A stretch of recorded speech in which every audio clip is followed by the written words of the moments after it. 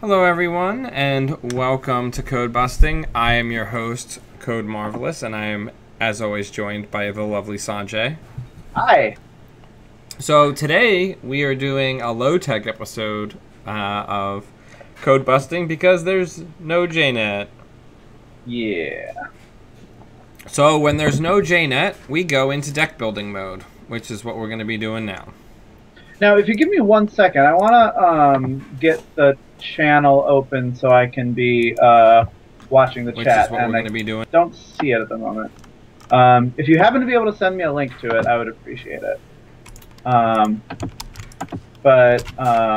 Yeah, I'm excited. So we are going to try and build a Red Planet Express, a Red Planet Couriers deck, and we are going to try to do it in Builder of Nations.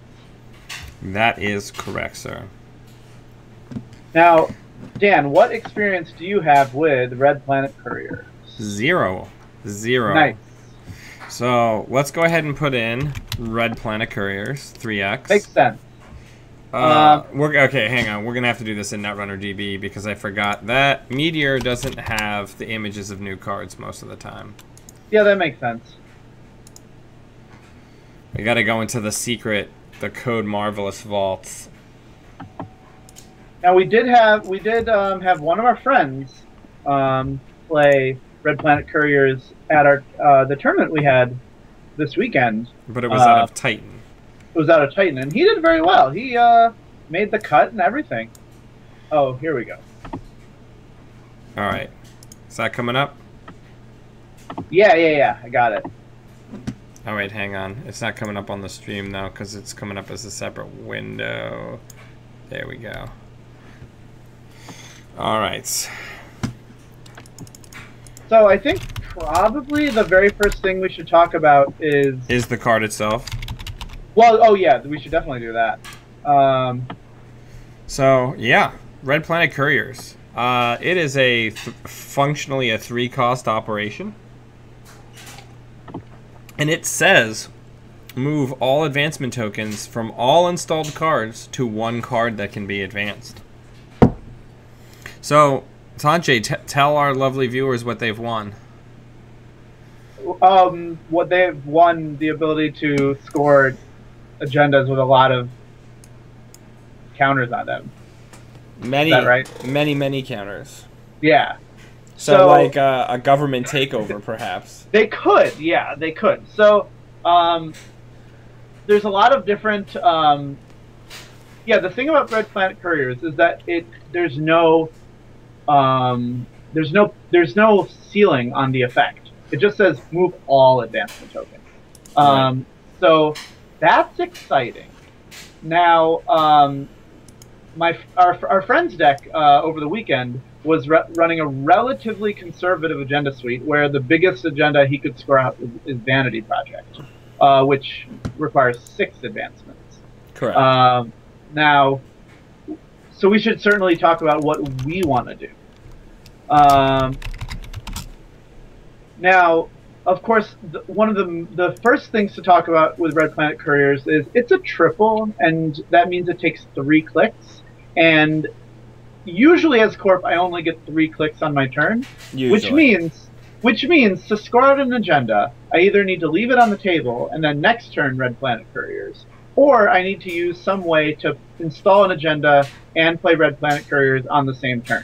Now, of course, the simplest way to do that is Biotic Labor. I was gonna say Bioroid Work Crew. Oh, cool. Yeah, we can do that. Now, Bioroid Work Crew is the same amount of influence as Biotic Labor, though, right? Yeah, but it'll just be a fun thing to do. It also costs significantly less, and it's not another card we have to hold in our hand. Yeah, I like it. I'm not saying we do this. Hey, Item Finder. Yeah. Hey, Alec. I'm just saying this is an avenue that we could take if we're talking about things to get it going right away. Yeah. I think there's about 4 options in the game right now. One of them is Bioroid Work Crew, one is Biotic Labor, one is Political Dealings, but that's not... We can't control that well enough. And that's not an option for us, because it's 4 influence, too. So, with all respect to political dealings, I don't think it's for us today.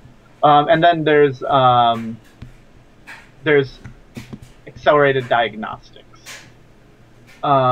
So those are all options. I don't love accelerated diagnostics in a deck with a normal hand size, but it is an option. So like we would do... you could do a pile that was like fast track interns, Red Planet Couriers. Or so then you would just you could play fast. Oh no, you can't use fast track with accelerated diagnostics. That shuffles your board. Forget I said that. No, you'd have to have the agenda in hand. Yeah. But you could do something like a... You could do a pile like... You could play fast track, and then you could hasty, accelerated diagnostics, into biotic, subliminal messaging, Red Planet Couriers. That's bad. Or actually, yeah, no. You just... just interns... Red Planet Couriers. Yeah, you could literally just play accelerated diagnostics for the one card, and it would be worth it. That's certainly true. Yeah. Like, and that's certainly a big. It's about the same commitment. It's a little bit less influence that it would ask for because it would probably play 3 hasty. Yeah. So here's the other thing that we're gonna do. We're gonna play government takeover. Okay, I love it. Because we're bold, and if we're gonna do accelerated diagnostics, we're gonna play 3 punitive counter strikes. Yeah, of course. Now, just thinking about this, can we play fast track? I think we can, right? Because we can have a turn where we play fast track, play hasty, play accelerated, but then we would need interns or something like that. Oh, that's a good point. Item finder. Yeah. So we could. So for this deck, I'm listening. I'm just putting. So for this deck. Oh, so another thing to talk about with this deck is that in terms of our econ, do we want to play what is it called? Mass commercialization. Oh, absolutely. It seems very in line with our win condition. So I'd be into it. Would you be into it? Yeah, I played mass commercialization this weekend, and it is incredible. We might not have the influence for those global food initiatives. Is mass commercialization got influence on it? No, but global food does, and we're already over influenced. Because we only have 12 in Builder of Nations. Because we're a garbage identity. True. All right. I mean, we could just play 2 hasties and 2 accelerated, or I mean, I don't think we need 3 hasties because we only need to do this once. Right. You know what I mean? We could play 2 global foods and an atlas. Or does that work? No, that doesn't work. We're just gonna drop a Jackson Howard and get I like that. What is that card called? Preemptive action. Yeah, there we go. Oh man, Anthamad has another suggestion in terms of other theoretical things that you can use to play Red Planet Couriers in Manta Grid, which is a really exciting suggestion.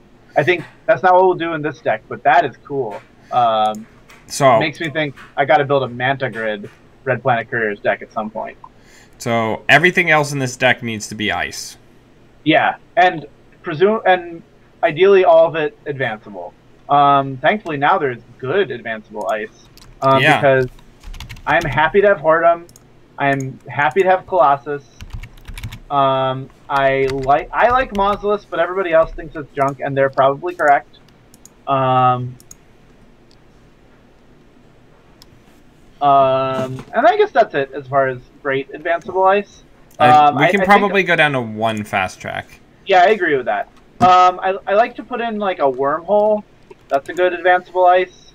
And also people get it. And that's a nice ice to just advance once and you're happy. You can advance it twice and you're happy. It likes all different numbers of... it likes all the numbers? Actually, one cool thing about Mausolus in our deck specifically is that it does 2 little hits instead of 1, which is just a little bit nicer. So I would play like a Mausolus. And then as far as other advanceable ice, the other space ice is also decent. Yeah, Firewall's a good call. Yeah. Changeling. That's the one I was thinking of. Oh, sure. Yeah, that's a good one.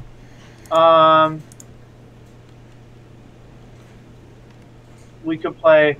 In terms of the econ, did we cut the Beanstalk royalties? We don't have them, right? They're replaced by the mass commercializations. Yeah. I think that's fair. Because one other card we could consider, it's sort of an econ card, is a dedication ceremony, but probably don't need it. No, we could put a dedication ceremony in there. That saves us a lot of time. Yeah, that's what I'm thinking. Maybe we can even go down to like 2 IPO, 2 dedication ceremonies? I don't know.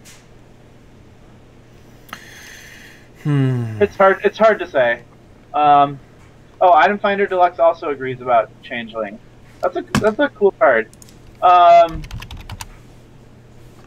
Yeah, this deck looks fun. It doesn't look terrible. No, it doesn't look terrible. I think one thing that's nice about Builder of Nations is that I think being Builder of Nations should give us a little bit of breathing room in terms of the runner usually not just consistently poking at you, which you really don't want to do when you're trying to assemble a nice combo. I agree. People tend to give Builder of Nations a little bit more breathing room. At least early, until they're completely set up. Oh, DB Danny Bailey says a nice thing about having stuff like dedication ceremonies is it's pretty good in an accelerated diagnostics pile. That's pretty true. I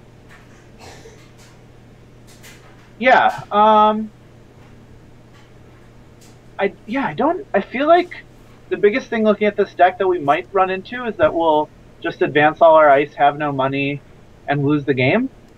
But I think that's okay. Item Finder, I don't know if we have... I don't think we need to play... I think we're fine if they employee strike us. It would be a shame, but our identity is just a nice bonus. It's not... I don't feel naked without an identity, a current. That said, Paywall Implementation's a great card, so we could play something like that. The biggest reason would be we're short on deck slots. I just want to...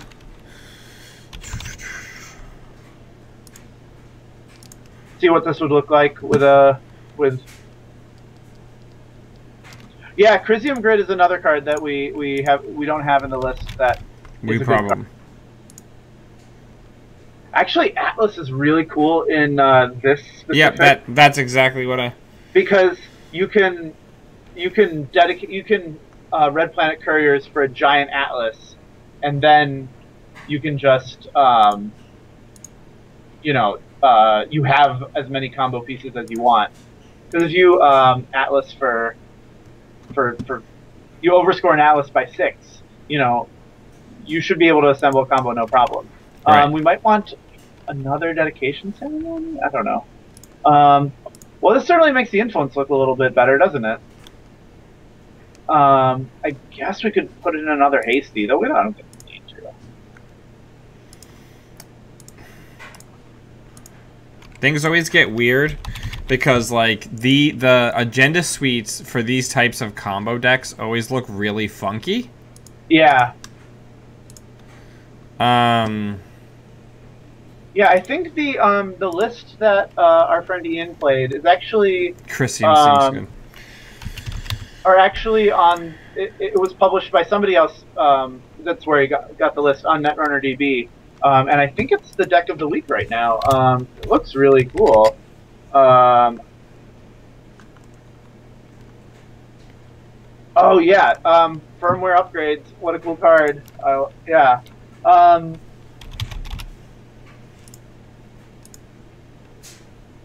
Yeah, Shipment from Tenon. I like that card. I'm annoyed that it's probably at its worst in its namesake, Tenon Institute. But it's a good card. It is a good card. They're all good cards. That's not true. The one thing about Shipment from Tenon that I feel like is kind of a bummer is that there's some matchups where fast advance is like your only out, and you're like, well, the runner's just running roughshod over everything I'm doing. At least I have fast advance as an out. And Shipment from Tenon just doesn't work in that case, because if the runner is just running all over you, they're getting a successful run. That's a great point, Danny Bailey. It's a shipment from Tenon. Why would Tenon Institute use its own shipments? Be receiving shipments from Tenon? I mean, that's a good and as any question involving Tenon Institute, the answer is unclear, because my favorite Corp identity is shrouded in mystery, and all we know about them is that they named an agenda after a disgraced biologist.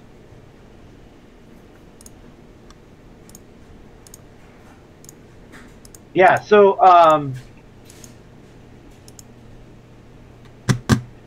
we're looking at this. Yeah, I like the agenda. I like the agenda composition quite a bit, actually. In terms of we still have 2 open influence. Yeah, and gosh, I really don't want. We could.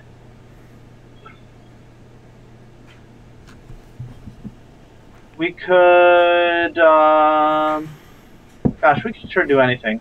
We could. Yeah, we could play Arc Lockdown. That's true. Be nice to kill a plot. Alright, so now we have to cut 1 card. We're also pretty light on ice. Yeah, I guess that happens when you bump from a 40 card minimum deck size to a 45 and don't add any ice. How much ice do we have? Like 12. Like, that is light. I mean, we'll mostly just be defending our centrals, but even so. Plus, we're not as scary because we're not Builder of Nations anymore. How much? Oh, you know what? A really weird card we could be playing, and we shouldn't, because I think it would involve too much, moving cards around. But Wayland, even though almost all of the cards that do with this are in the Hospiroid faction, has a card that boosts hand size. They have an upgrade that you put on HQ, and it lets your HQ be bigger. Yeah, we're 1,000,000% not playing that card. Oh, I know, but I'm just thinking, like, if you're building a accelerated diagnostics hasty deck, you really got to think about it's Research Station. Research Station, that's right. It's got not great numbers on it. They're okay. No. If you're building an accelerated diagnostics deck, needing to have all the cards in your hand is a real buzzkill. And so, yeah. Yeah. So I guess that's one of the reasons why I guess that the other versions of the deck are doing the biotic labor plan, because then you don't have to have quite as many cards in your hand. You just need to have the biotic, the red planet couriers, and the agenda you want to score. Well, so that's, I think. So let's take a look at that. So yeah, biotic is 4, correct? Yeah, yeah. So if we did 2 biotic, we could even do 3 biotic if we cut the Arc Lockdown. But then we can't actually fast advance. We'll just we can just play Love that Windows update pop up. The virus thing. The thing that kills virus. Cyberdex virus suite. Oh, and then we can cut some people. Hang on. My computer is being weird.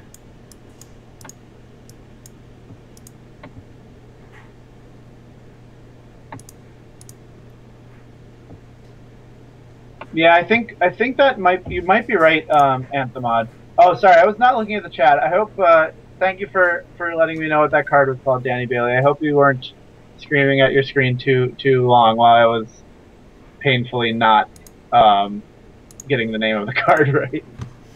So if we do things this way, we have a lot more card slots. Yeah, a cool thing about this is that we can just biotic out an Atlas to help us chug along, and just get an Atlas token that way. If we're doing this, we might not want mass commercialization, because we're not as interested in just like putting an advancement here. We might just be more excited about dedication ceremony and. Oh, Ian's in the chat. Ian, what should we be doing? Nah, Siphon's gonna be fine. That's actually one cool thing about Masscom. You recover from Siphon very nicely. Sorry,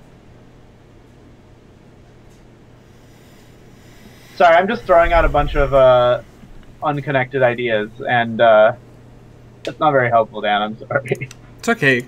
This is the deck building process. Yeah, this is the deck building process. I went back to Builder of Nations. Yeah, maybe we don't. I like going back to Builder of Nations. I actually really think this is the deck right here. I like it. We should cut a card. Oh yeah, we should. I accidentally put in 2 preemptive. There we go. Oh, nice. I think this deck looks cool.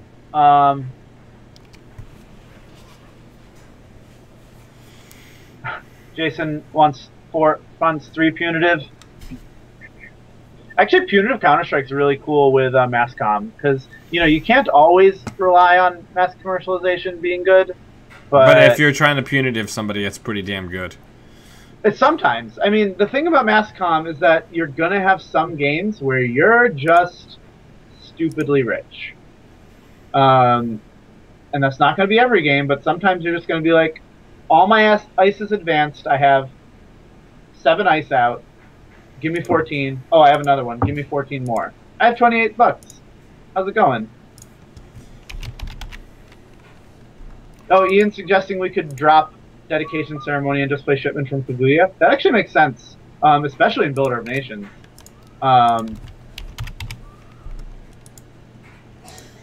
Shipment from Kaguya, the one shipment that will always, or no, this one of 2 shipments that will always be cash for flush people.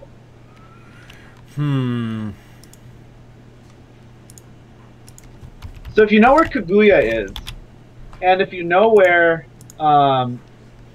Sansan is, and you know where Miramorph is, and you know where Tenon is, it's on Mars, you can triangulate the position of where Netrunner's taking place based on how long it took for those shipments to get here. Thank you. You're welcome.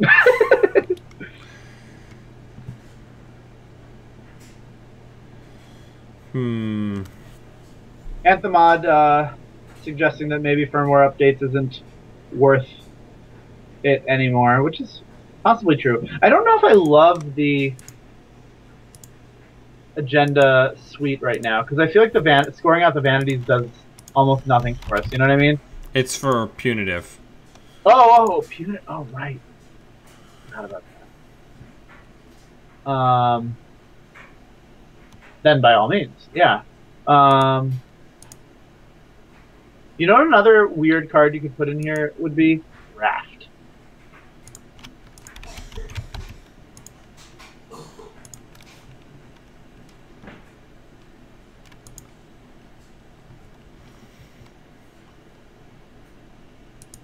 Ian's suggesting that we might not need 3.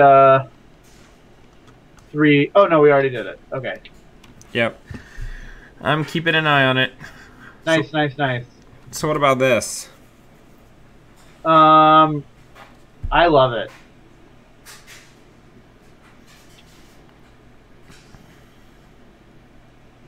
We're certainly being very bold. Yeah, we now have 2 influence to spare. We could cut a fast track and add a Jackson Howard. I'm making the chat box bigger since we don't have to worry about covering a play area. Yeah, if we're worried about not having enough ice for Wormhole, I think Nebula is also decent. It's pretty similar to Colossus, which is a downside. Just having another firewall is probably nice. Or yeah. Ice Analyzer, get out of here, Ian. No, that sounds really cool. No. I don't know. Yeah. This seems pretty okay. It does. I would like to see how the dynamic... Because one thing that's rough about us not being able to go jam this online is because one dynamic that I would really like to explore is how much breathing room being Builder of Nations gives you. Because the answer might be none at all, and that the runner just doesn't care about your stupid advancements. But I would think. Well, if nothing else, it incentivizes to put 1 advancement on each central, making mass commercialization $6. Yeah, it's a little reminder for us to advance our ice in case we forget that we should be doing it because it's our game plan. Whoa. Hey, Grayson. What a spicy suggestion.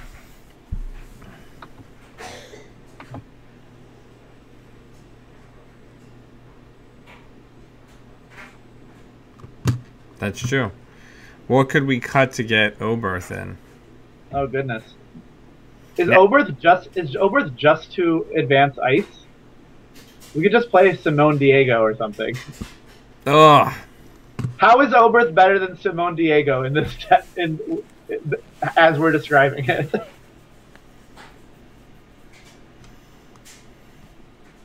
Oh yeah, it's I guess our especially since we're not Jemison, we'll just resin Oberth and say install advance.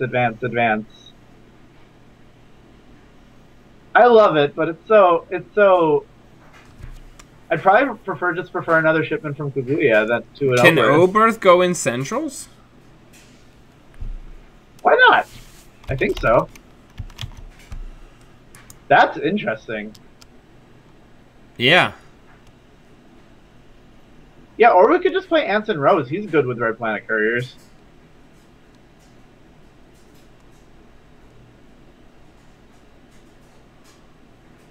Yeah. You can put that on HQ, on R&D, on your centrals. We got no room though. No. That's cool.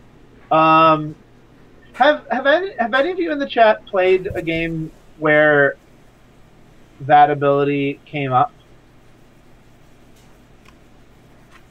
Because it seems it's a nice fringe thing about Oberth Protocol that it's like, hey, I'll let you fast advance agendas, but also, you can make your ice wall very strong.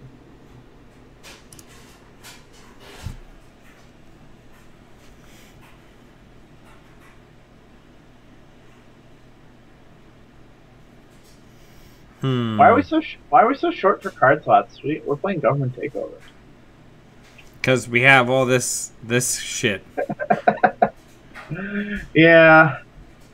I mean, the list looks fine. I mean, it's imminently testable if we could get into JNet. Yeah. That's true. I guess you really want 2 punitives, right? If you really want to kill somebody. You really want to kill him good.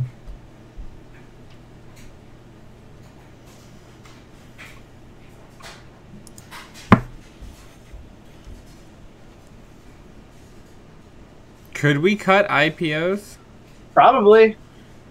Listen, Site Zero, aka Justin, you're not my real dad. Stop telling me what decks to play. Justin, somebody in the chat suggested playing Manta Grid Red Planet Couriers deck. What do you think of that?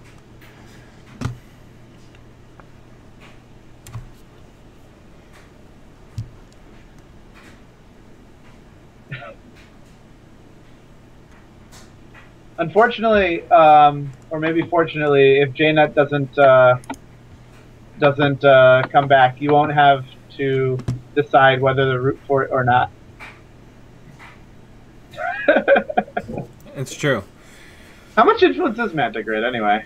It's not much because it's a conditional card. Yes, JNet is down, Ian. Otherwise, we would be blitzing through this deck at lightning speed. We would have already scored out 7 government takeovers. 2 influence for Manta Grid. Neat. I don't remember what the mirror is for JNet.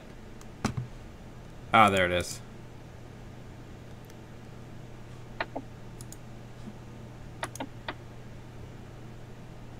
The secret JNet, the shadow net JNet. It doesn't look like there's any games on it. Secret. We had 2 influence. Justin asking why sweeps, because we had 2 influence that we didn't know what to do with. Because Builder of Nations is overflowing with influence.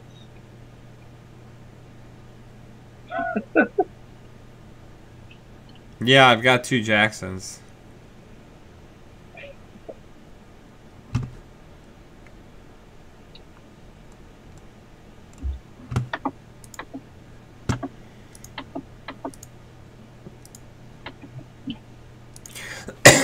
How bad do you think playing Sweep Sweep and Builder of Nations specifically is?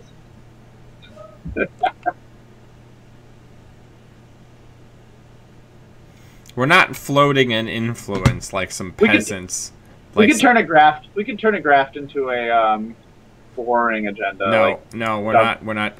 You don't have one GFI. You don't spend influence on a single GFI. We put in no. Yeah. No. That's not something that we do. Because we could not lose the game if they score a graft, a hostile takeover, and a GFI. That's pretty fun.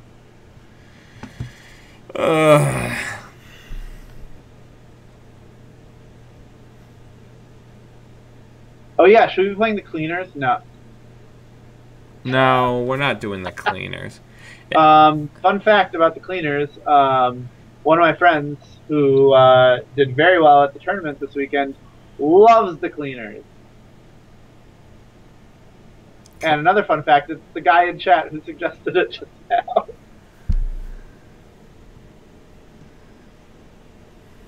Yeah, I don't know.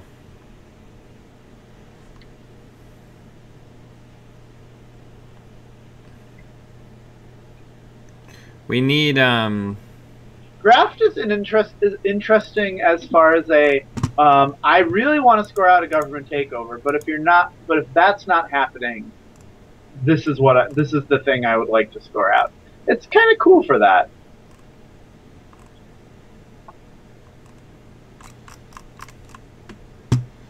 Yeah. Yeah, so that's the list we built. Yeah. I don't think we have a great means to play against each other live. Yeah, also constructing this deck out of my Lovecraftian horror of a collection would be pretty difficult. Well, we could just play whatever we had around. But yeah. Do you want to talk about our tournament that happened this weekend? That was fun. Yeah, I mean, I think the charity tournament went pretty well. Yeah. We had a really fun we had a really fun faction spread, both on the runner and Corp side.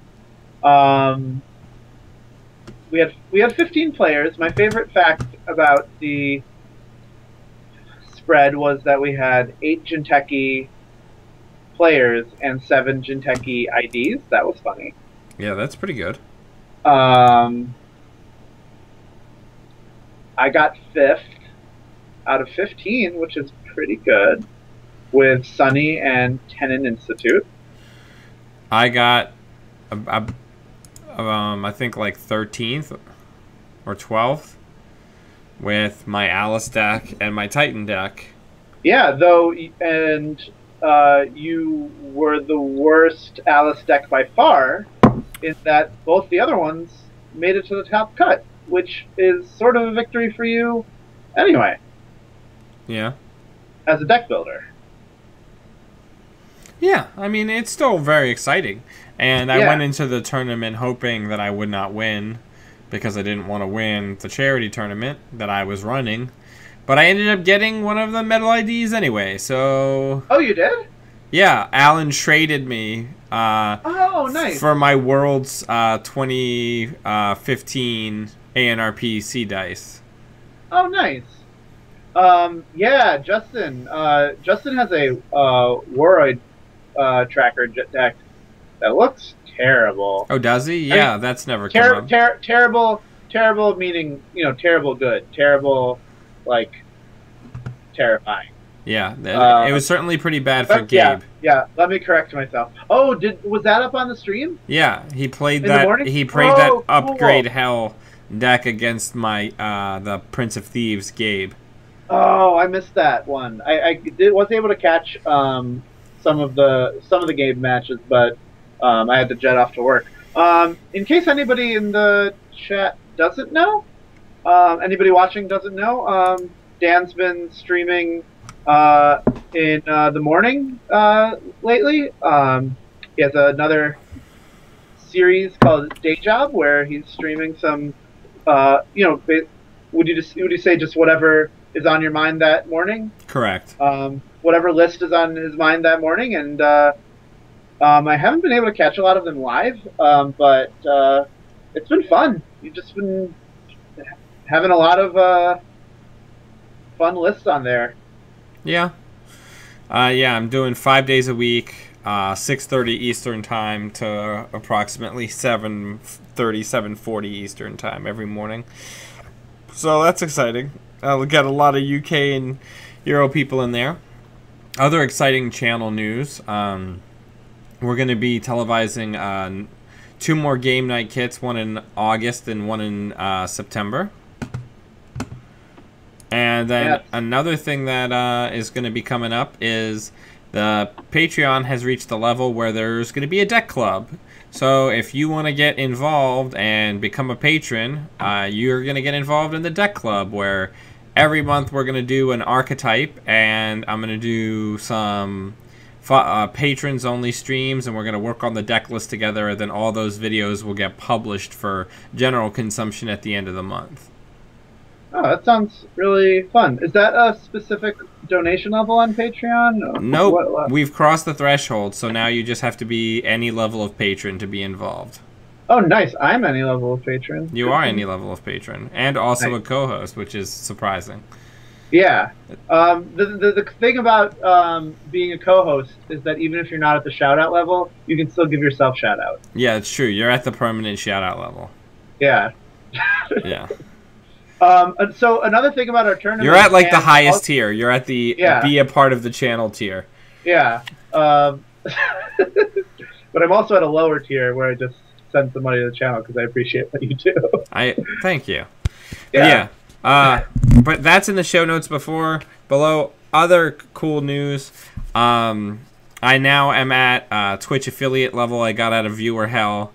So on my Twitch, where I do video games and stuff as well, I got to the affiliate level where I can actually get paid to do Twitch stuff, and you can do donations through there.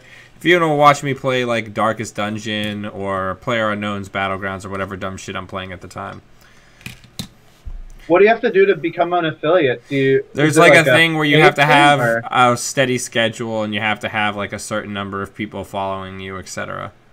Oh, cool. It's not partner level. Partner level is where you've actually got like a couple thousand people watching you at a time and stuff like that. But anyway, that's not what we're talking about right now. But check it out. All the links are in the show notes.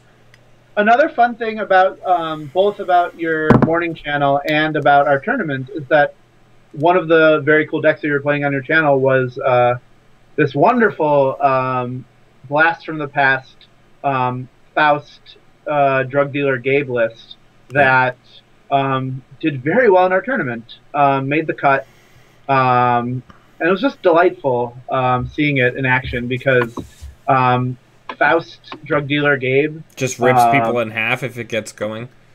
Well, that is certainly true, but I was going to say it's just a dear love of mine. It's just it's good. The main strategy of the deck, and sometimes you have to not do this, is just going tag me and just getting in anywhere because you're keeping the Corp for and you're getting all these cards and you're getting through with Faust, you're getting through super cheap. You make money on most of your runs. It just seems delightful. And yeah, well, the thing about Gabe and the Faust Gabe especially is Gabe runs a lot of redundancy, and like the important parts of that rig are basically the Desperado, the breakers, and the HQ interfaces. Once that down, anything else can be fed to Faust. One of Gabe's biggest weaknesses is eventually he starts losing more money than he gains getting into HQ. Faust makes it so that doesn't happen. Yeah, I love Gabe, and I haven't played Gabe, I don't think, since Temujin Contract came out. Did you see that link I put in the... I actually was there for that game. It was good. It was good stuff. And I really need to go back to that dude because gaining 6 credits or 7 credits with a Desperado just for hitting HQ seems ridiculous. Seems pretty good. Satisfying. Yeah. I mean, it's no click for 24 with mass commercialization, but no. What can you do? What can you do? At least now when I so here's an awkward thing that happens to me a lot in tournaments. I play Tenon a lot, and sometimes maybe I don't have some good ice out, or maybe they're on ice destruction, so I'm not feeling so great about the lifespan of my ice. I'll really want to advance their stuff because that's less likely to be trashed. And when I'll reach over the table and put a counter on it, they'll say, "Why are you doing that?" And of course I don't have to tell them I'm doing it because of Trick of Light, and what you should do is keep me from getting another advancement on it because then I can Trick of Light you. And also you should be playing around Fast Advance. I don't want to tell them that because that's a secret that I'm going to use to my advantage. But it seems rude to just put stuff all over somebody's cards for no good reason. And now, because of mass commercialization, I can tell them a much more benign reason, other than my cool Trick of Light plan. Nice. Nice.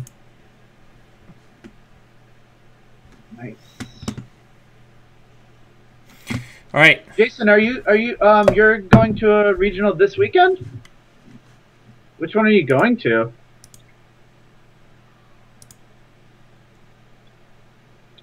Ooh, why do we have Leela up? What are we brewing up? We're brewing up Taranga Leela. Nice. Okay, so we want we're keeping the Futurama goofs going. Okay, so do we want what are good eye themed? We just want a single net ready eyes. Spy cam. No, that's net. We can't play net ready eyes because we no. What we should do, we need to play net ready eyes and Maresh bodysuit. So we only take 1 meat damage when we install net ready eyes. No, we're not. We're certainly not doing that. I mean, you can't play net ready eyes and take 2 meat damage. That's ridiculous. Yeah, we'll play Cam's Leela, but we'll only play one Cam. That's not good. Oh, good idea, Ian. Maker's eye, singular. Yeah. Oh no. See, yeah. There you go. Single Maker's eye. That's. Is there any good card to be Nibbler? Not really. A Chopbot. Chopbot, yeah. Yeah, that's actually pretty good. This was very rude to Leela's deformity just now. She's so much more than a person who has one eye. Sorry. To Leela, yeah. So let's get the caches in there. I feel like Cotty Jones reminds me of Leela, but that's maybe a reason not to put her in the deck. Just because she's a competent delivery person. Let's see. Do we want Fry in the deck? Who's Fry? Let's look at all the connections, shall we? Yeah, let's look at all the connections and see who's the most like Fry. Oh yeah, we can play Scruffy the Janitor. That's perfect. Yeah. I think what I want to do with this deck is put it all together based strictly on flavor, and then look at the list and see how bad it is. Okay. Well, we've got to get Inside Man in here because we got to get Scruffy. We got to get Professional Contacts because it has the Professor on it. Danny Bailey, you can play Thomas Fry as a runner or Corp because he is on The Source. He is The Source. But I don't know, is he the best? Oh, you know who's a good Philip J. Fry? Donut? Actually, oh yeah, Donut's really good. That's actually better than who I was going to say. What were you going to say? I was going to say, what is his name?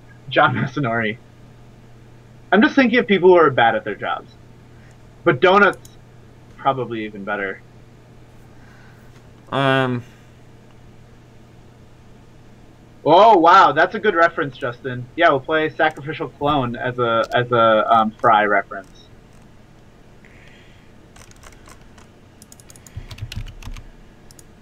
That's Fry and mental capability, and like if you get into the movies, it's like sort of. Let's get a Zoidberg in here. Is that Dr. Lovegood? No, Dr. Lovegood's too good at medicine. Aesop Swan Shop. I kind of like Aesop to represent Zoidberg just because he's like this loser guy who... But nah, he's not a doctor, though. Let's see. We can't rebirth into the Professor. That's unfortunate. No. Because that's not a legal play. Ian, you know we can't play the helpful AI to represent Bender. That's ridiculous. Yeah. We certainly can't do that. That's weird that there's no other robots besides old Choppy. Oh yeah, we gotta get express delivery in there. All right.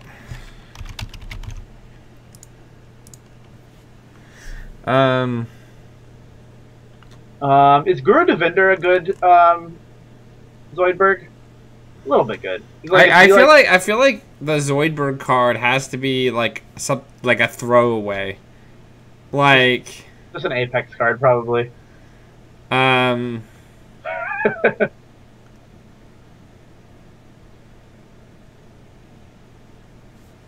mean, when I think of people who theoretically can keep you healthy but aren't very good at it, I think of Guru Devinder. Yeah, that's true. Guru Devinder is like a sort of crossover between. There's a bunch of old dudes, old people connections. Pretty good.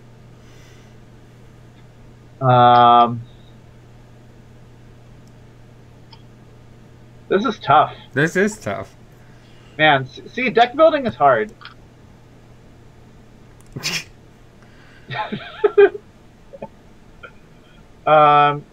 What's Joshua B's flavor?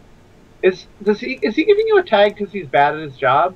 Or... No, he's his mods are super famous. That's the theme. Okay. Like it's super notable if you have one of his upgrades. So they're able to track you down because of his work being. Oh, he's not like John Matsunori, where you get a tag because John Matsunori is like chatting with babes while he's supposed to be protecting your data or whatever. I think Zoidberg is Donut. Yeah, I think because he kind of hurts you and helps you at the same time, but mostly hurts you. Yeah, it's weird how much of the cast is probably best represented by Donut Tagane.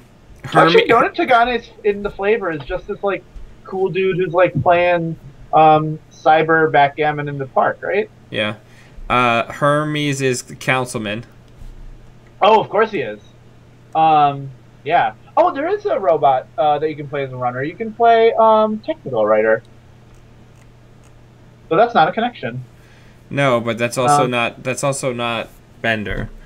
No, it's really not. Is there any? Gosh.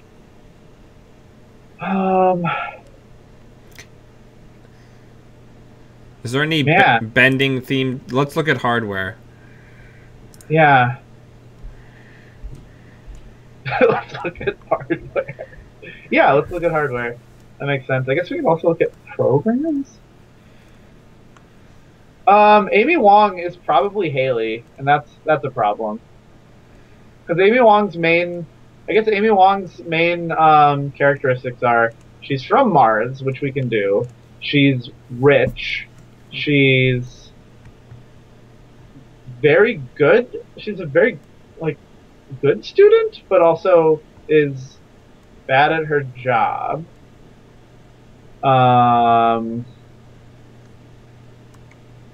She's Asian.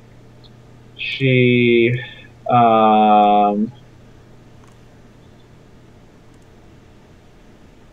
has the loosened sexual mores of the future, and is just very comfortable with her sexuality. Like everybody is, but she is definitely that. Yeah, maybe we don't want to do this in Leela, and we just pick Kaidi Jones to represent Leela Patel, or Triangle Leela. That's another out. We could play the Professor. No, we can't play the Professor because we need influence to play all our stuff. That's tough. Netrunner's hard. Netrunner's hard. Bender could be the stim hack guy. Oh, also Bender could be stim dealer. Is there anything alcohol related in Netrunner? Au revoir? No. Yeah. Yeah. That's a good question. I think our friend Ian Sterling is helping himself to a nice beverage, or maybe toasting people. What are the? I don't think there's any beer related cards, are there? No, not that I can think of. Yeah, if anyone's showing up to, by the way, if anyone's showing up to Colorado Regionals this weekend, I'm going to go to that. So tech against this, because it's what I'm bringing. There really are no robots besides old Choppy. Oh yeah, the brute. Are they drinking beer in Game Day? That's a good question. Game Day is a very Bendery card. Hang on.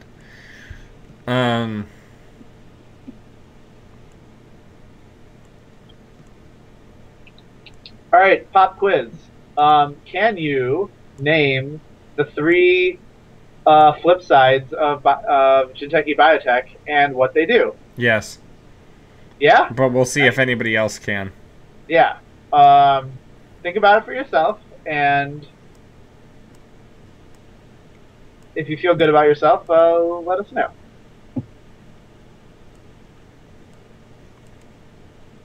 Whoa, good point. There's a wine bottle in social engineering. It's like champagne, I would say. Even. I would say the most Bender-like thing that we're going to find is actually Rachel Beckman, because at the first sign of trouble, she's gone. That's actually pretty good. Rachel Beckman. Also, Rachel Beckman is like art robot. But yeah, but basically, the second he sees anybody, gone. Yeah. Follow-up question: has anyone ever built a deck that had the tank as the flip side? Never. I've tried, and I've never built a deck that wasn't so garbage I didn't just not sleeve it up.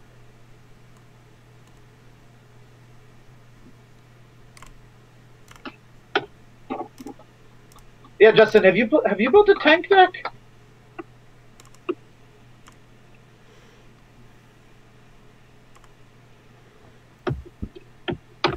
Probably.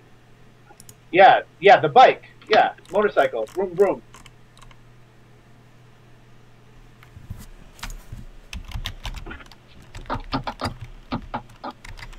The two cards combine perfectly because Rachel Beckman gives you more clicks than you can reasonably manage, and that's a downside.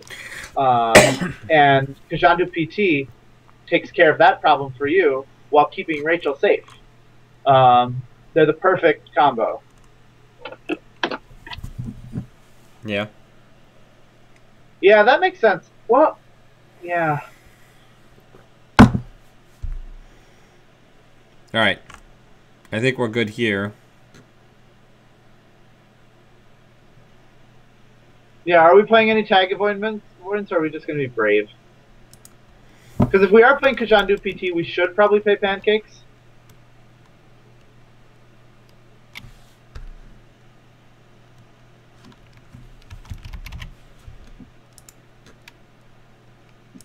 I really like Kajandu PT. It's like the second best vehicle in the game. Oh, should we play Sports Hopper? It's not enough like... we gotta get a single employee strike in there because everybody at the company is super lazy. We don't need 2 employee strikes. Just 1. Yeah. MCA informant is pretty... At least you don't have to bother trashing her. You know, I would like to remind anybody joining us that this is a goof stack. Yeah. Oh yeah, we don't do it. Yeah, we have 3. We have 3 express delivery already. Yeah. So you know, it's kind of a reverse of the flavor because usually an MCA informant is your connection betraying you, but Rachel Beckman is the most honorable connection against MCA informant because she's like, look. Things have gotten complicated. I'm working for the Corps now, but I'm just going to leave you alone. Unlike everybody else who you have to, you know, pay to shake. Rachel Beckman, you know, she's often kind of a jerk to you. You pay 8 credits for her services, and you happen to waltz through a Pachinko? No. What's the one that is a 0 to res 5 cost ice, and it gives you a tag, and if you're bandwidth. Oh yeah, we need diesel. What did we need sacrificial clone for? Oh, for Fry. Oh, and professional. Of course, we need professional contacts. We need all of these cards. Do we want to cut Maker's Eye for diesel? Is Slurm more important than making fun of Leela's deformity? Probably. Yeah. Yeah, let's cut Maker's Eye and get a diesel in there. Nice. Great suggestion, Rick. That's very important. Oh, and Jacob. Oh, Jacob! Wait, are you... I forgot Jacob's last name. Are you the Jacob that's going to be... Are you coming to Colorado Regionals? I can't remember. No, I don't think so. Anyway. Nibbler's Chopbot. I got you, Thomas. Oh, sorry, Jacob. Sorry for being excited about your... I mean, I'm excited you're here anyway.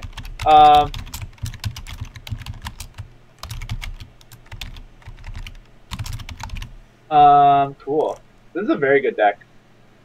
It also, it's only... Go ahead. All right.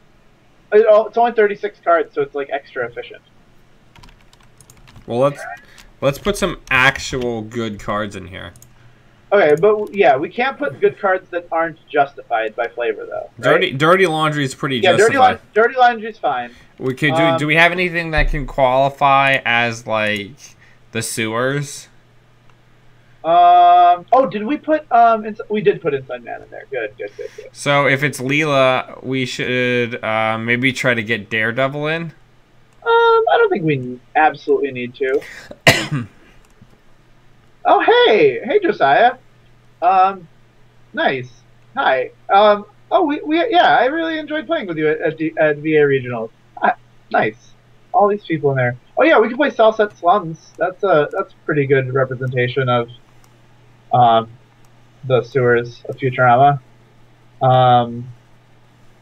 Let's see. I think we could put a Sports Hopper in there, right? We can put 2 gauntlets because of her wrist computer. Oh, good idea. Yeah, because Leela's console hasn't been printed yet because it's not boxy.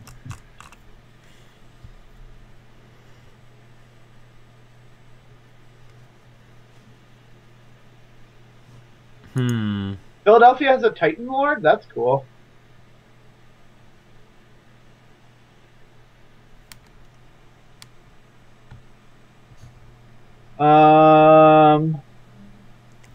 We can't get prepaid voice pad into this shit. Why not? It'll help us play our express deliveries. Oh, you put breakers in? That makes sense, I guess. Yeah, that makes sense.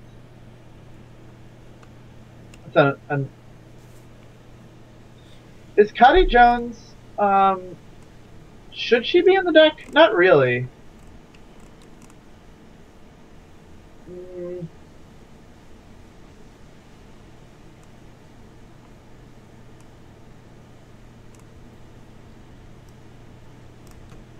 We could put, all the B-themed cards are Corp cards, right? Oh yeah, the B. And that was just one episode, also. Let's see. I should be better at this. Oh, is there a dog? Not on the runner side, right? All the dogs are Corp. Well, cards. I mean, there's the dog breakers. Yeah, we should put a dog in here. We should put Rex in the deck. All right.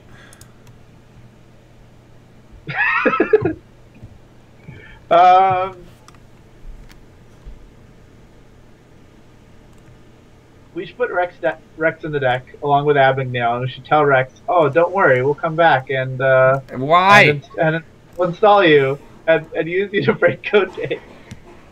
That's what Rex is like right now, because everyone's like, "Oh, Rex, you're like, you know, sort of an okay criminal code gate breaker," and Rex is just sitting in your trade binder, waiting for you to come back, just waiting lovingly. What is your man? To break some code gates. Oh, another great episode that we couldn't. No, we gotta get Tapeworm in because of the Slurm episode. Oh, true. Then I guess we're good, right? Can we reference Luck of the Fryish, my favorite Futurama episode of all time? What is that? The one where it's about him being the first? It's about him being jealous of his brother. And, oh, it's so sweet. Yeah. I love that episode. Yeah, push your luck. Perfect. I think we're probably doing some brand infringement here, but yeah, we should put push your luck in this deck. Yeah, 45 cards looks good. This is perfect. Oh no, we gotta get Zappin'. We gotta figure out how we're gonna get Zap Brannigan in. What is a card that just really sucks? Like, it just doesn't do what it says, like, what it's supposed to do at all. He's like a military guy, right? And he's bad at being a military guy. Yeah, like, real bad. He's also like a ship captain. Yeah, he's... And he's like a sexual ship captain also. Yeah, well, I'm putting way too many constraints here. Raymond Flint is sort of... No, but Raymond Flint, he's a good guy. He's just suffering from some PTSD. But that is Raymond Flint, right? Yeah. Yeah. Justin, you're good at this. Maui Chris, why Smith & Wesson? Sell me on it. I love the card. I'd put it in a deck in a heartbeat. Tell me why we should put Smith & Wesson in this deck. I don't remember that many guns. Just lasers. Yeah, can we be the mongooses? We should put 2 mongooses, so it's mongoose plural.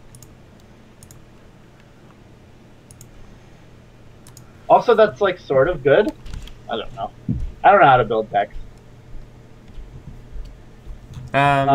We need a zap though.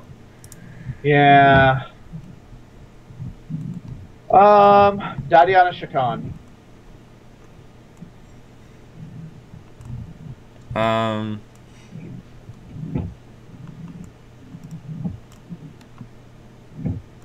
Yeah, Smith & Wesson's incredible. You also, the big problem with Smith & Wesson is you need to be able to fire it twice in one turn. So you need to play Akshara Serene so you can dual wield.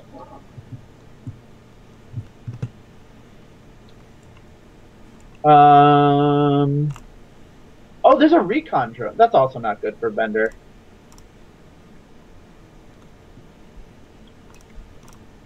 Oh, really nice suggestion, Dominic. Gang signs. Yeah, Justin, I think the fact that you can't Smith & Wesson a Jeeves is one of the biggest outrages in the world. Putting it out there, if you're ever playing a game with me, and I have Jeeves Model Biroid, and you have a Smith & Wesson, you are free to trash it with your Smith & Wesson. That's a house rule if you're playing me. Doesn't matter if it's at a tournament. I'm not going to call a judge on you. Just kill him. It's fine. I will allow it. The other house rule that you can play against me, this is against me only. If you're playing a Sunny deck, you can put security testing in your deck influence free. But don't do that at a tournament because what are you going to do the other games? You can't get paired up against me every game. Yeah, so now you know. That's true. I feel like... I really like Charlatan as a suggestion. That's cool. Oh, what? For Zap? For Zap, yeah. He sure is one of them. I mean, it sure doesn't capture everything about him, but it captures that he is a phony, that he sucks, that he's a waste of time. If we wanted to talk about waste of time, we could do, where is it? Running interference. Running interference. That's the one that costs. No, that's not the one that costs X. No, you're thinking of brute force hack. No, not brute force hack. Right? Oh, is it brute force hack? Brute force hack is recent, right? That's because there's one that says pay X. The Corp has to pay X more for the first ice day res. And then there's the very similar running interference. I forget the name of the card. I think it's Leverage? Is that the name of the card? Oh, Peacock, of course. Oh, that's a really good Zap card. Nice. No, it's not Angel Arena. I know Angel Arena. I love Angel Arena. Oh, it's Peacock. Yeah, that's pretty good. Peacock is Zap brand again. That's pretty good. Yeah, you wanna cut the Yeah, that looks good. Oh, now it makes me sad that we don't have Kif in the deck, but he's more of a Corp card anyway.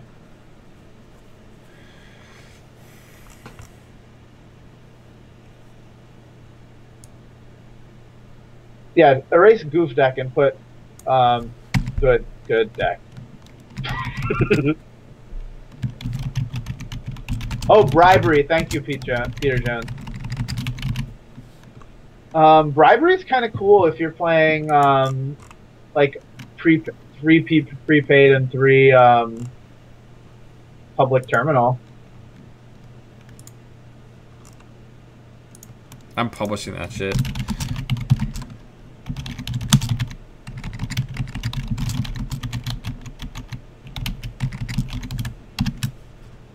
Yeah, that's good. You need more. I need more karma. Yeah, you need more karma. How many deck lists do you have, Dan? I have 1,037. I recently did a purge. And you have 3,662 slots. That's pretty good. Yeah. I noticed recently on Always Be Running, they track. They have a special badge for people with certain amounts of points on Netrunner DB, and it used to just be you with the highest category, and I think 0 Hour. Yeah. It's now sharing with you. We are the kings of imaginary points. Yeah, I love it. All right. All right, let's do Mom Corp. Okay, yeah. Mom Corp.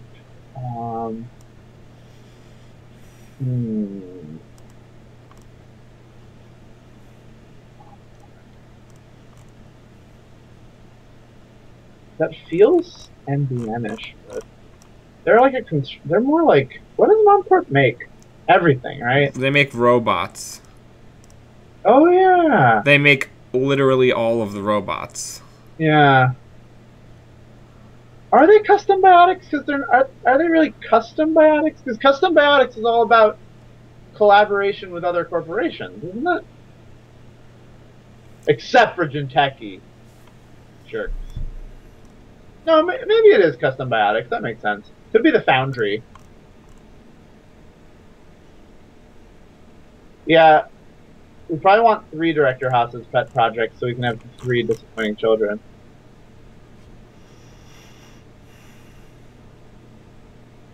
Yeah, Stronger Together would be okay. I mean, but all the...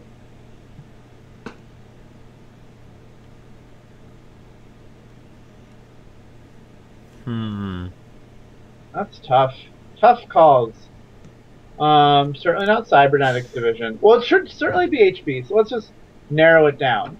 Not Cerebral Imaging, not Cybernetics Division, not Satyr, not Next Design, not Strategic Innovations. Maui, Chris, so JNet is down, so we're just goofing instead of playing games. So we're making Futurama-themed decks. Yeah, so we're making Futurama-themed decks. So, come help us make a Futurama-themed deck. Yeah. Let's go with Stronger Together.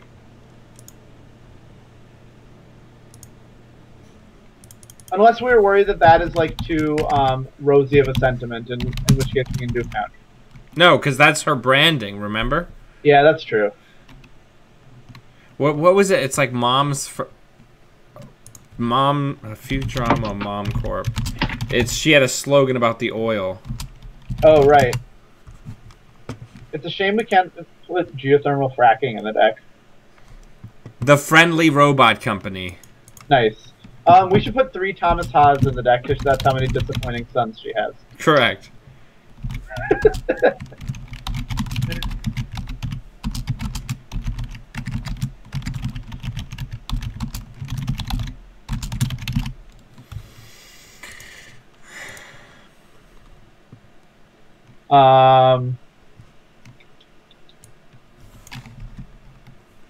This is going to be cheating because Mom from Futurama basically, in a lot of ways, it's very similar to Director Haas. We're going to get her in here too. Yeah. But only as a one-of. Yeah, of course. Are we gonna run out? Are we gonna run out of? Have we already run out of characters though? No, because we can get all the really cheap robots. Like we can get Bioroids into. That's true. All right. So what robots do we need to represent? Who's Hedonism Bot? All right. Let's.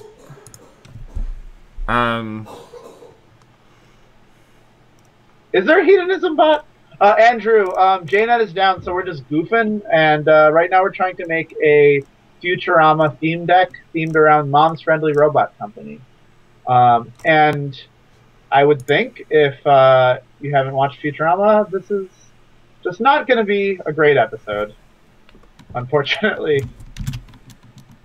Oh, now the great runner suggestions come in. Thank you. Just right on time, Justin. Thanks a lot. No, you were very helpful helping us construct our Leela deck. I appreciate it. Nibbler was a top bot because he eats anything and poops out useful stuff like a card.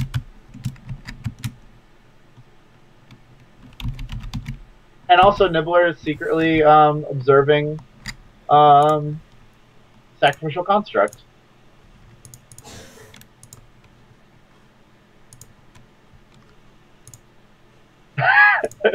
Okay. All right, let's look at Hedonism. Let's look for Hedonism Bot. What does outcasted mean?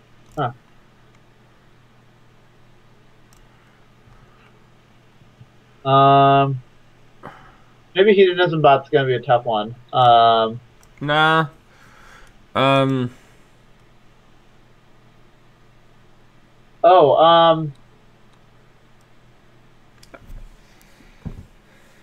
Adonis Campaign is not bad.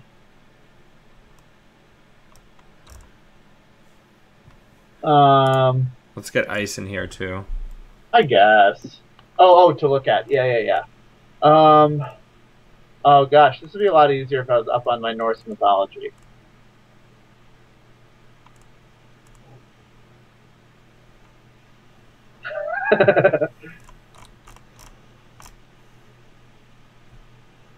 Huh.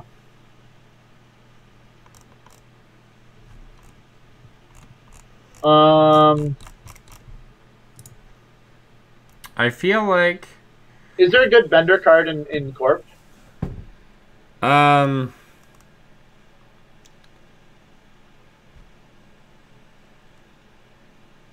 This is tough. All these robots are so serious. They are very serious. None of these Corps have a Hedonism Bot? This is ridiculous. Eliza's Toy Box could be Hedonism Bot. That's true. What is the theme of Eliza's Toy Box? Is it just like a place rich people hang out?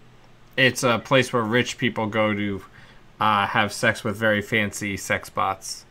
Oh, nice! That's perfect. Yeah, we got to get Project Ares in here. Oh, yeah. The illegal military bioroids that are not supposed to be built. Oh, somebody on Slack today suggested Red Planet Couriers with Project Ares. That's pretty funny. That seems amazing. Got to build that custom biotic deck. Red Planet Couriers is a lot of influence. I think it's 4. Anyway. Ronald 5 is Calculon. Nice.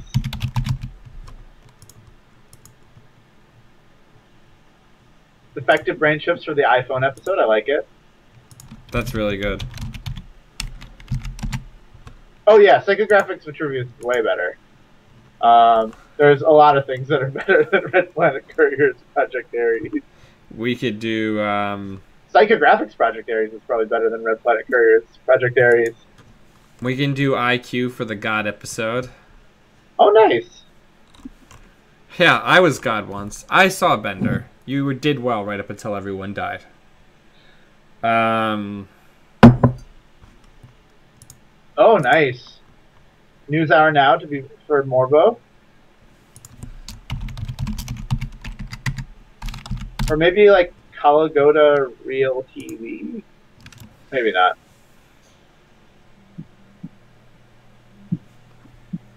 The news hour now is the preventing bad publicity one, right? Mm-hmm. I saw a very cool list on Netrunner DB that was playing a bunch of things that granted. That was playing a bunch of illicit ice and News Hour Now and out of Making News. And I think the deck didn't have a great win condition. Like it was just kind of putzing around, rezzing illicit ice and not taking bad publicity theoretically. Mm-hmm. But really cool. I really liked that list. If you are bored one day, get on Netrunner DB and search for News Hour Now decks and see if you can find it. We got to get Sentinel Defense Program in for Mom Corp. Andrew, I think we got Slurm in the deck. We were very proud of ourselves for taking that suggestion from someone in the chat.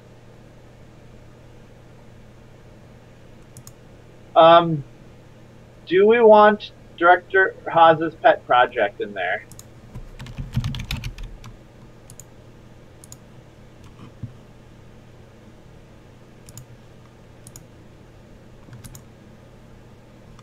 Oh, that's broadcast swear. Oh, okay, got it. What does News Hour Now do? Is that the Oh, that's boring. That's fine. Elective upgrade for the robot upgrade episode where Bender's going to be retired when they send him send in the new advanced robot that everybody loves. Oh yeah. I like our ice composition right now. Yeah, it's really solid.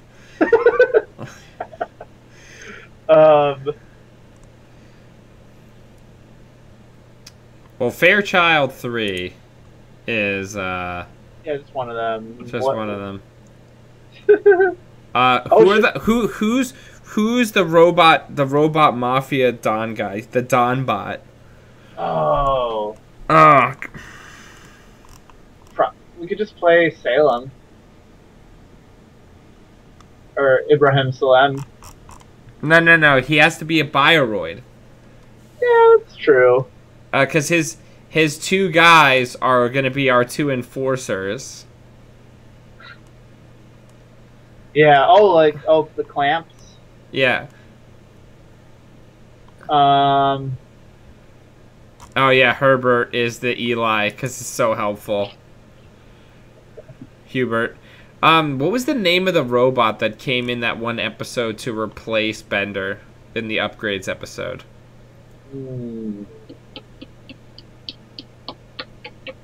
Great challenge.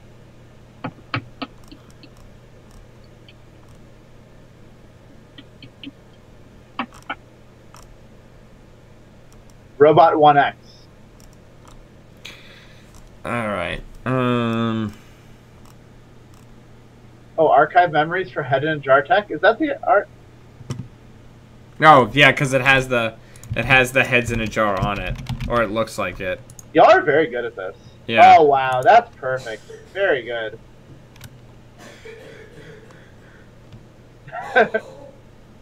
Justin, I'm glad we have been able to come up with a challenge that so perfectly fits your skill set.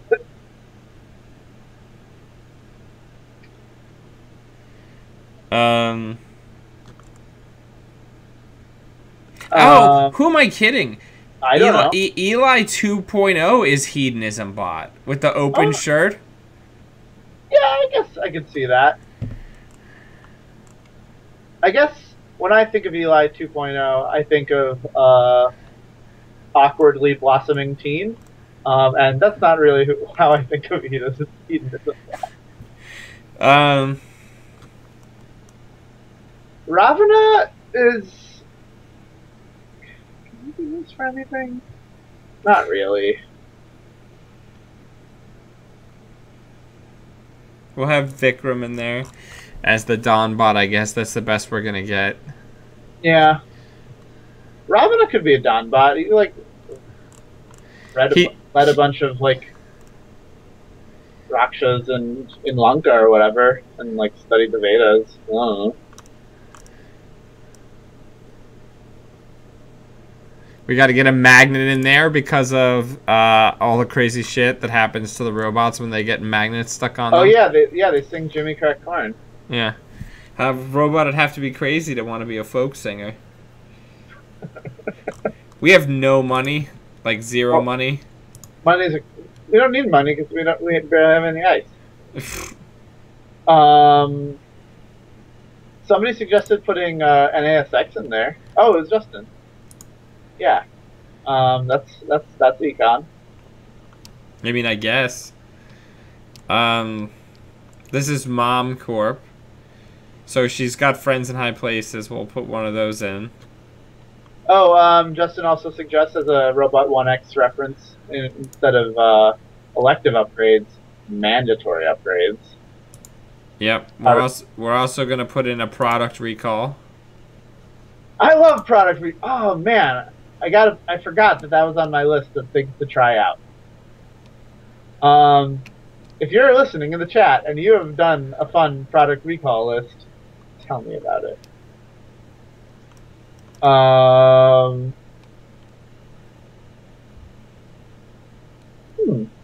What's the flavor of Arc Lockdown? I know it's not for this, but I guess an Arc is like a place that you might live in, and they're doing an Arc lock. Okay, I guess we figured it out. Fair enough. And you can't go rummaging about in your trash because there's an Arc lockdown. We can probably cut a Project Ares. Yeah, we're good.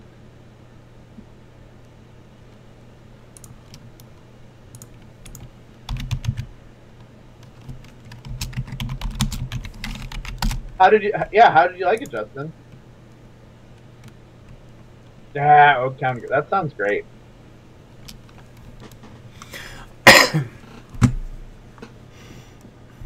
I'm deeply enjoying this. We've spent like no influence. Well, let's talk about other cards that could potentially be references to Mom Corp. Justin, can you send me a list of that? That sounds amazing. Did you publish it on NetRunnerDB? I'm gonna look up your product recall lists. Yeah.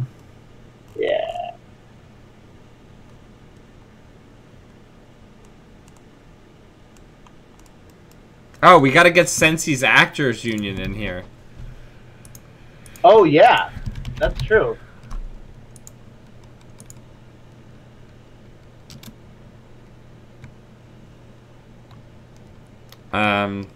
What's some more TV themed stuff? Or no, we can get some of the food cards because she also makes food. Oh, true. Global Food Initiative, food coats, not the same best.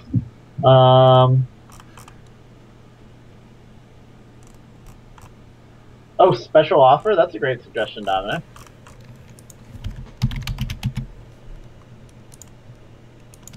We need something to represent the like holographic ads. Oh, pop-up. Ad campaign too.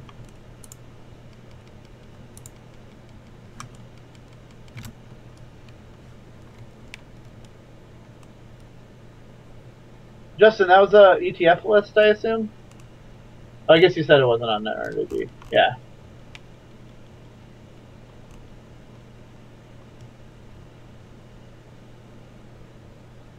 I guess you could all. I mean, I guess the dream is playing IG product recall. That's a shame.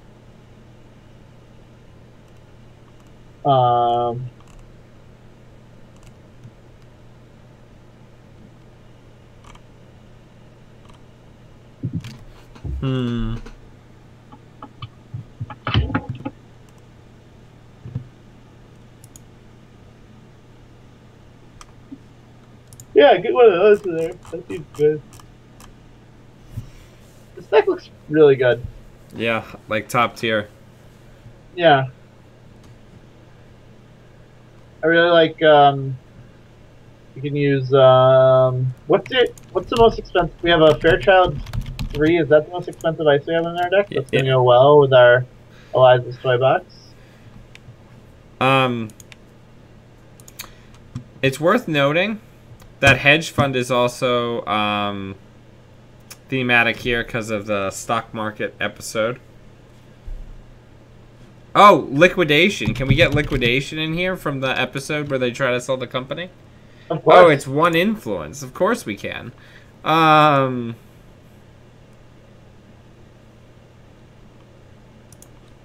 we don't need Jet. With a deck this good, you only need 2 Jacksons. Yeah, Jackson Howard is only for correcting like disparities. If you have a weird draw, you can like filter with Jackson Howard, or you can draw up with Jackson Howard and get rid of problem cards. So if you have a deck that's perfect, you don't need Jackson Howard because all your cards are good and you want them all the time. So you can just play like anonymous decks. Jackson Howard is only for bad decks, and if it's a good deck, you don't need it. I think this one's going to be a lot more obscure. People are going to have a tough time with this one, I would think. All right, we did it. We did do it. Cool. Do you want to look at what do we want to do now? I guess we're we can look at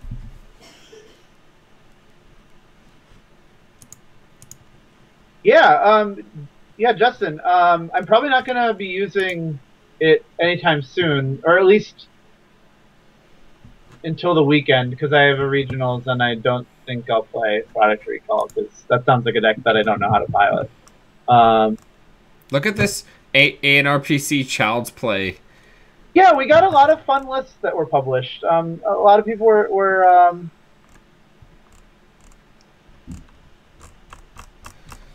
Ooh, we're getting questions from Justin. Favorite card from Red Sands. Do you want to field that, Dan? What is your favorite card from Red Sands? The Red Sands Cycle? Yeah, from Red Sands Cycle. Let me take a look. Yeah, I need to look at the choices. Thus far, things that have been done, probably. My favorite corporation card is probably, even though it's boring, is probably Audacity.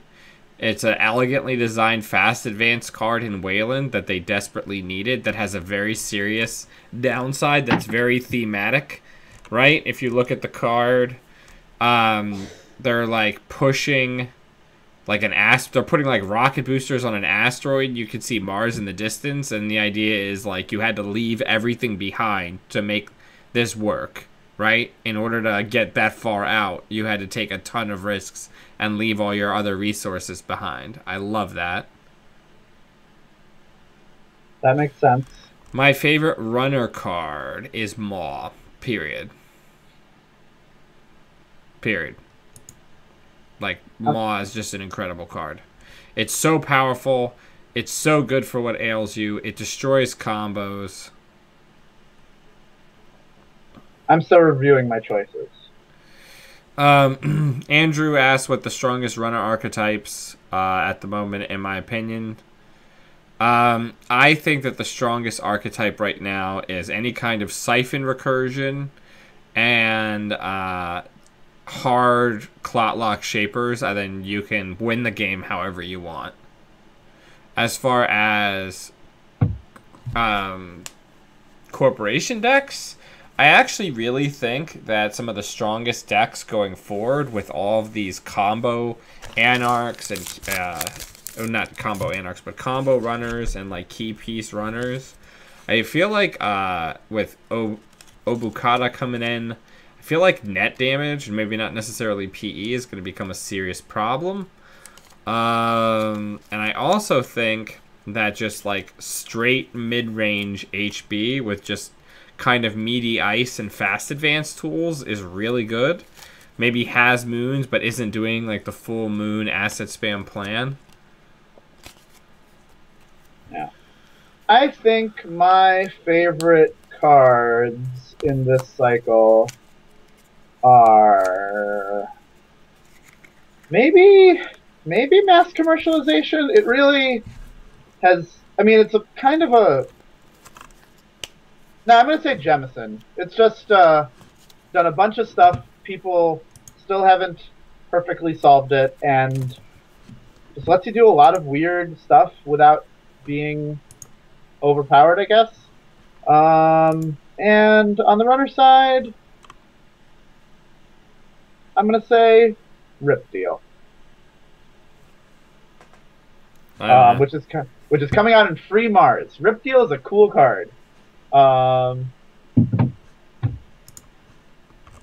Isn't that one? Yeah, look at Rip Deal. What a weird, cool card.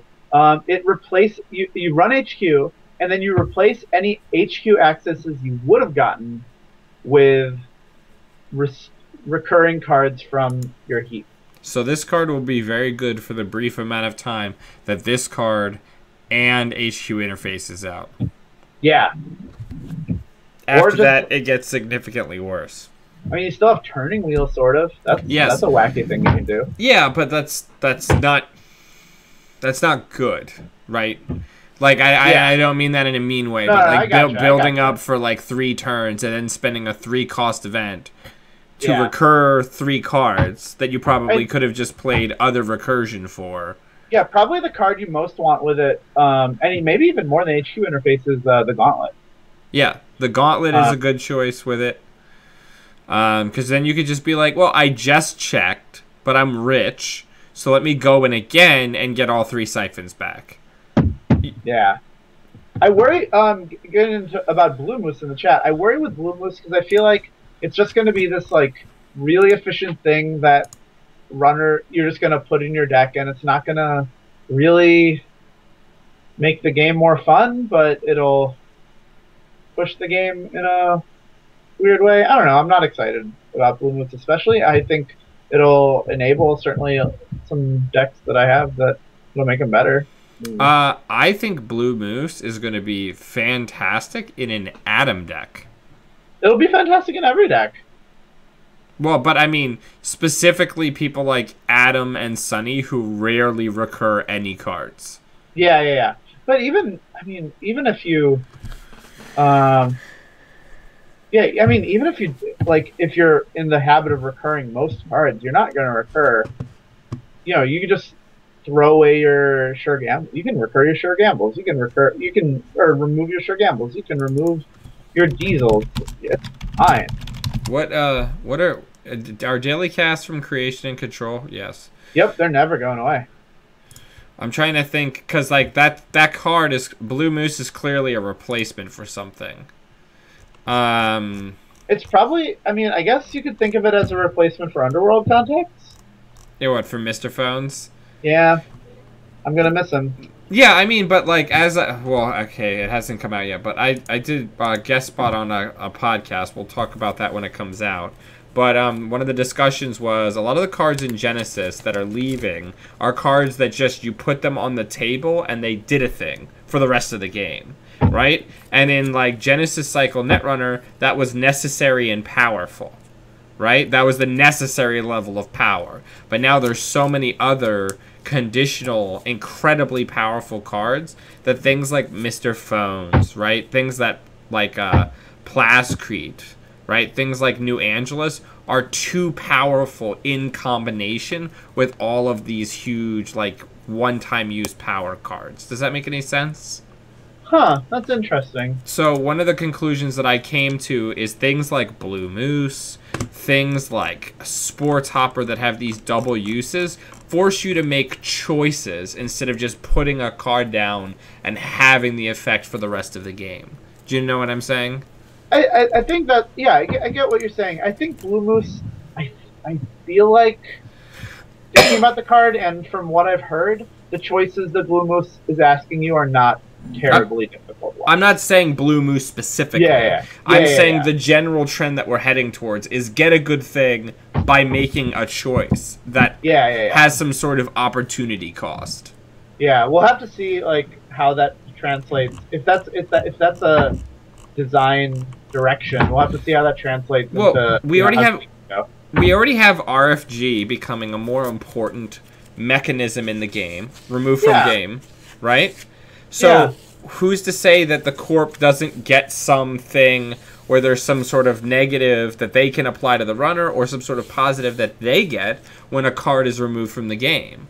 Yeah, that's going to be a spicy thing if it happens. Especially, if there's anything that's with no ceiling but the number of cards that have been removed from the game, a card like Chronos Protocol is going to be bonkers as shit. Chronos Project. Yeah. It's going to be very silly, which might be fun. I mean, I don't think, if they printed a card today that says gain a credit for every card that's been removed from the game, it's not like Chronos Project decks are going to overtake the meta, because, you can only go so far with a 3-1. But it would be fun. It would be interesting. Yeah, I guess if you're not playing Levy, then Blue Moose is going to be it's going to be really not a lot of choices, or responding to what Justin's saying. If you are playing Levy, then basically you just agonize over your choices for... Aw. Nice.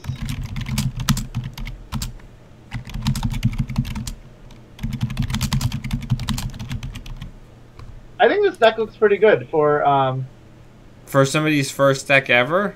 It's got Worm in it, which is the trap that all early noise players fall into. I mean, what else are you gonna do? It's got Toolbox, which is questionable. Bank Jobs isn't actually that terrible because it gives you a lot of boost money.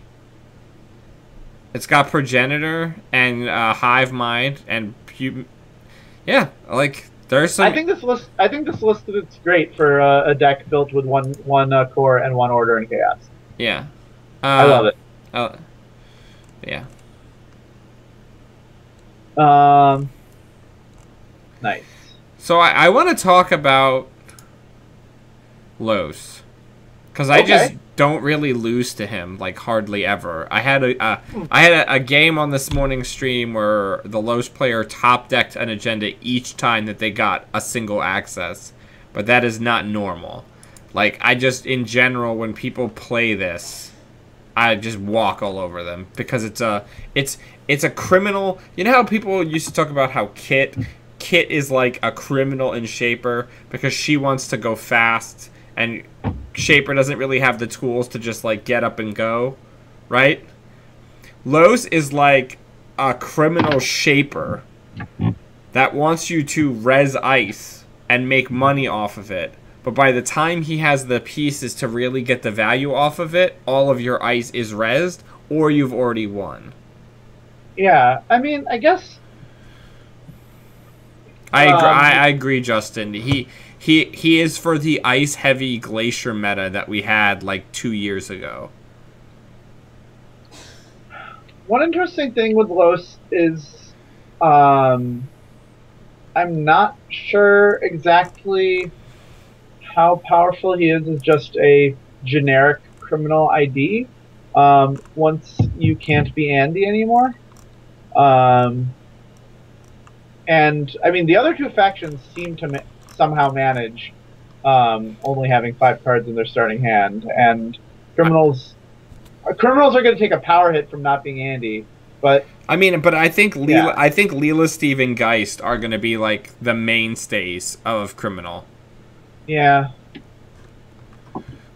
Steve is just so solid. Criminal late game recursion with Steve is just not ground.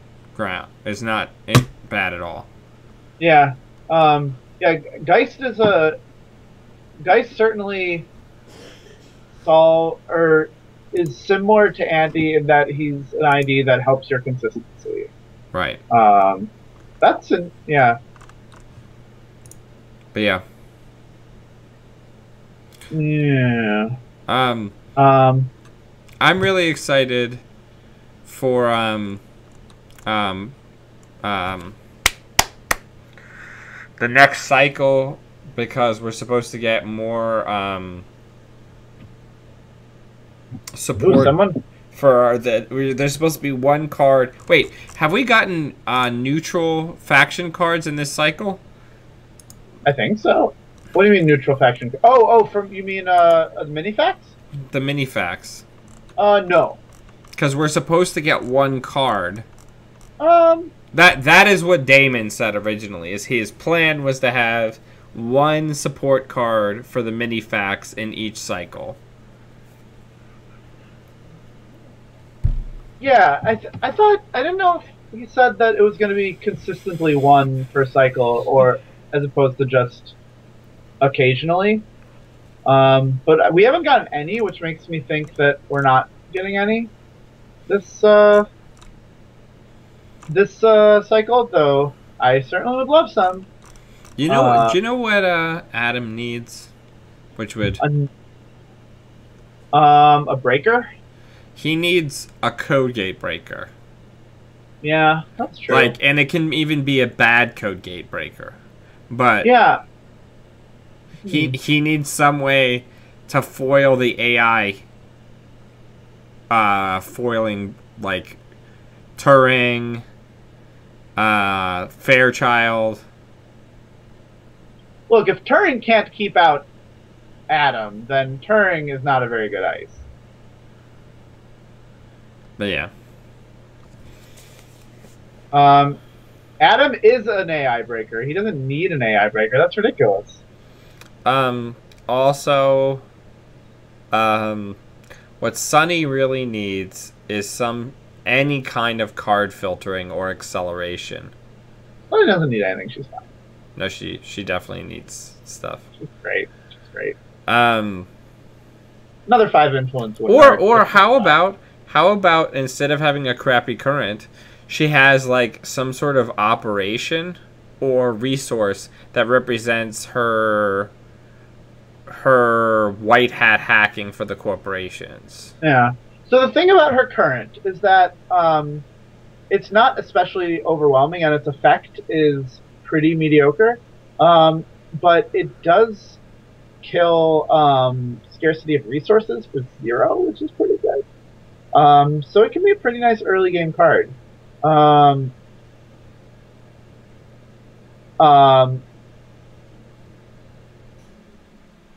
Yeah, and I mean, Justin, how many games when the current is doing well would you not have already won anyway? I mean, I feel like I feel like I mean, I agree that ADAP is better than it gets credit for, but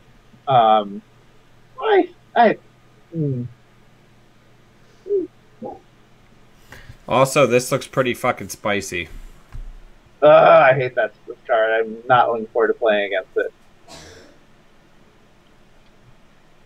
Yeah, I mean, you are gonna. You are gonna have games where ADAP. I mean, how many games does that happen? A lot? I don't know. I mean, I play it just as a way to, but I guess I'm usually not on Sunny Vamp, on Vamp Sunny, so maybe it's less important for me. Yeah. But yeah. I don't know. I think we did some good discussion tonight and some good goof work. Yeah. I'll put the deck list in the show notes. Hopefully, if JNet is up, you all can expect for there to be a day job tomorrow morning. Thank you, everybody, for all the really cool feedback and help with our themes decks. That was a ton of fun. Just give me 1 second. I want to give a shout out to all of the patrons before we go. Everything that's been going on with all the increased content would not be possible without my patrons, especially those at the shout-out level: Lori Plant, Chris Perez, Dan Faria, Ryan Perry, Chairman Hero, Paul Gillibrand, and Matt Bruner. If you look below, there's the link for both the Patreon if you want to do a monthly contribution. There's also a tip jar there. Check it out, support the channel, and help me keep expanding. Sanjay, lock in. What are you playing at Colorado Regionals? Secrets. The Secrets Within? Probably. Probably Secrets Within. I mean, that doesn't mean anything. You can play anything out of time. And I really don't know what I'm running with. You should play Ian and just drink scotch the entire time you play. Yeah, that sounds great. I mean, I don't mind Ian Sterling. He's a fun dude. Yeah. But yeah. Oh, nice. We gotta wish you're gonna be. I think since the Ghost Branch meta was branded, you're gonna be the first one to travel far outside of our meta. Are you gonna bring your shirt? For regionals, yeah. Oh, yeah. I'm gonna bring my shirt, assuming I can do laundry between now and Friday. All right, man. Good luck. Of course, this will be the regional that you win. Yeah, this is gonna be the regional that I win. I mean, I've been doing better at tournaments lately, but than I have in the past. But there's basically no chance that I win this regional. That's not true. Where's your where's the heart of the cards, Yugi? Oh no, this is how I psych myself up for tournaments. I just set expectations low, so then when I do okay, I got 15th at Washington, and I was over the moon about it. Oh, that's really cool. Oh yeah. Aw. But we're actually from Delaware. Yeah, Delaware. Ghost Branch. Ghost Branch. Because every corporation in the United States technically has their headquarters in Delaware. Yeah, a very large number of them do. Because there's two reasons. One, we have very favorable corporate tax law. And two, there's a lot of legal precedent in our corporate corporate law system, and a lot of lawyers that are barred in Delaware are very well versed in Delaware. Law. Yeah, in corporate law. So a lot of corporations like to be incorporated here. Yep. And the other reason is most states have maximum interest rates that can be charged on lended money. And Delaware is one of the few states that has no upward limit on interest rates, which is why all of the credit card companies are here. Oh, I didn't know that. That's great. Yep. Another thing about Delaware is that a lot of companies will set up assets here and will invest in them, and then hackers will come check them out, and then the corporations will know where they are, equal to the amount that they've invested in them. Even if they've been vamped to zero. Ghost Branch, incredible card. Ghost Branch, yeah, that's right. Team Ghost Branch. Yeah. But yeah, everybody, thank you for joining us for the off night, no JNet stream. And until we see you all again, always be running. Yeah. Bye.